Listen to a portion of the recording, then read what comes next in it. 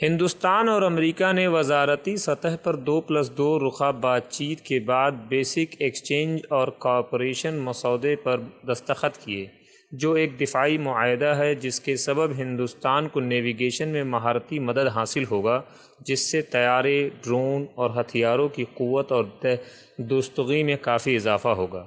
امریکہ کے secretary mic Pompeo اور mark ایسپر نے ہندوستان کے وزیر دفاع اور خارجہ راجناتھ سنگھ اور ایس جے شنکر سے ملاقات کی، جس کے بعد اس معاہدے کا اعلان کیا گیا۔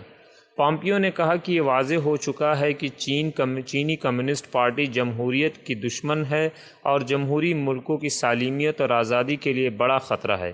ہمیں اس کے خلاف ایک جٹ ہو کر مقابلہ کرنا ہوگا۔ اس مسودے پر جوابی عمل اختیار کرتے ہوئے پاکستان نے کہا ہے کہ اس سے جنوبی ایشیا میں امن اور خطرہ ہوگا اور تناؤ میں اضافہ ہوگا۔